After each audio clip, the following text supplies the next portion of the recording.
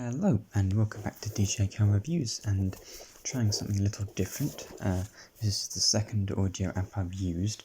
I think I might kind of restart my channel, but no camera, just audio, and then I can edit it, I can show some footage, I can show some photos from films, screen grabs and all that sort of thing. So we'll just see how this goes.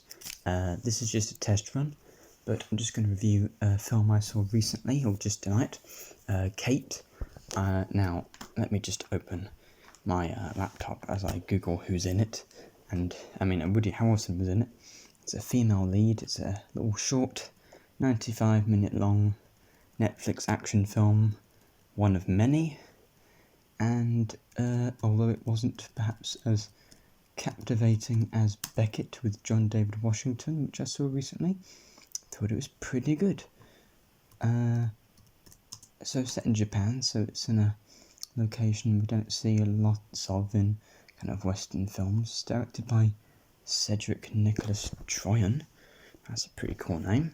And starring Mary Elizabeth Winstead even, who was in Birds of Prey. So I suppose she, didn't have a very big role in that film, but then she learnt like the stunt work and that sort of thing, and she was really cool in that film. Now she's got a leading role in another action film, and I thought she used her, physical acting extremely well. Woody Harrelson was pretty good in the film. Like, spoiler alert for the Netflix original Kate film, Woody Harrelson is, obviously the bad guy from the first. Well, just looking at what sort of film it is, looking at the cast, you can tell he's the bad guy. He portrays Kate.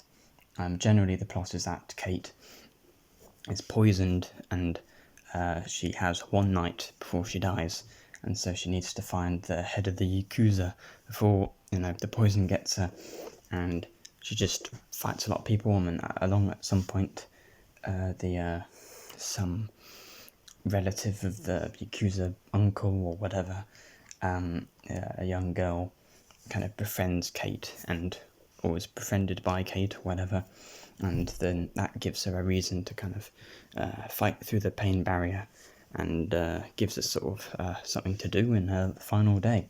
And extremely simple premise, pretty good action, pretty good stunts, pretty good cinematography, not anything I'd seen or hadn't seen before. It was like Atomic Blonde, but good. It was like the female John Wick sort of style action, and it's really good to see. Maybe it doesn't have the world building that John Wick had, and very few films that try and evoke that sort of style do. But,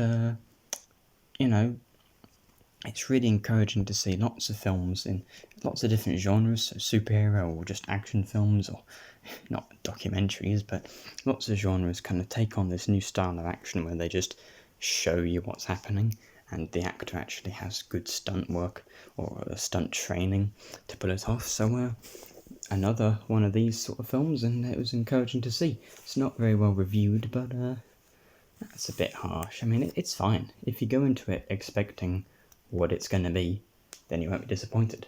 It delivers exactly the sort of thrills that you'd want. So probably, I don't know whether I'm going to do ratings anymore. I feel like reviews should just be like a positive or a negative, and this is a mild positive. So there you go. Sounds a bit like a bad COVID test.